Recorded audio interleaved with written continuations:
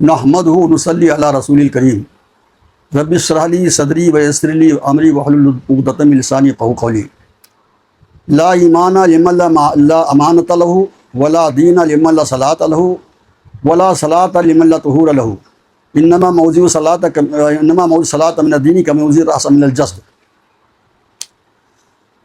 اس کا کوئی ایمان نہیں جس کے اندر امانت نہیں ہے، اس کے اندر کوئی دین نہیں جس کے اندر نماز نہیں ہے، اور اس کی کوئی نماز نہیں جس کے طہارت نہیں، وضو نہیں ہے۔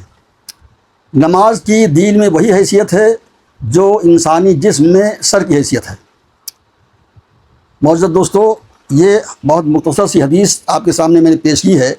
اب اس پر تھوڑی سی بات کرتے ہیں، ترجمہ بھی میں نے بتا دیا ہے۔ لا ایمان لمن لا امانۃ لہ، اس کا کوئی ایمان نہیں جس کے اندر امانت نہیں ہے۔ یہ امانت کیا ہے؟ ہم عام طور پر امانت کیا مفہوم یہ سمجھتے ہیں کہ کسی نے کسی کے پاس کوئی مال رکھوا دیا، کوئی سامان رکھوا دیا کہ میرا رکھے رہیے، ہمیں آئیں گے تو کو دے دینا۔ ہم اس کو امانت سمجھتے ہیں، رکھے لیتے ہیں، دے دیتے ہیں۔ تو زیادہ سے زیادہ لوگ جو سمجھتے ہیں وہ یہ کہ اگر کوئی مشورہ تم سے لے تو جو بہتر مشورہ ہو، مشورہ بھی ایک امانت ہے، تو اسے بہتر مشورہ دو۔ لیکن وسیع بہت مفہوم اس کا مفہوم بہت وسیع ہے۔ امانت یہ بھی ہے کہ کوئی ذمہ داری اگر آپ کو دی جائے تو اس ذمہ داری کو بحسن خوبی انجام دیں۔ خاص طور سے دینی جماعت اپنے پیروکاروں کو اس کے ذمہ دار اگر کوئی جماعت دیں، کوئی ذمہ داری دے تو اسے بحسن خوبی انجام دے، یہ بھی امانت ہے۔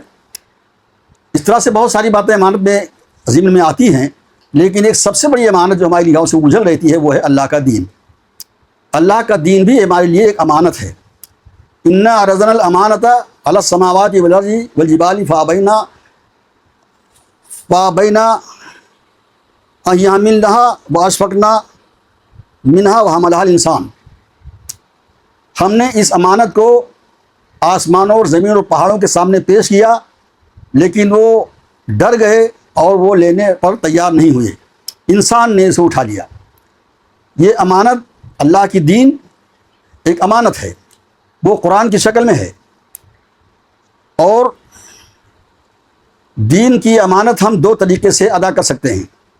ایک طرح تو یہ ہے کہ اس دین کے تمام پہلوؤں پر، ہر شعبے پر ہم خود عمل کریں، جو بھی دین کے احکامات ہوں، اللہ کے جو احکامات ہوں اس پر عمل کریں، اور دوسری اس کی جو ادائیگی وہ یہ ہے کہ دوسروں تک پہنچائیں۔ یہ بھی امانت ادا کرنے کی شکل ہے۔ اب دوسری طرف آتے ہیں کہ اس کا کوئی دین ہی نہیں ہے جس کی نماز نہیں ہے، یعنی اگر کوئی نماز نہیں پڑھتا ہے تو دین کا دعویٰ کرے لیکن دین ہے نہیں، اس کے اندر دین ہی نہیں ہے۔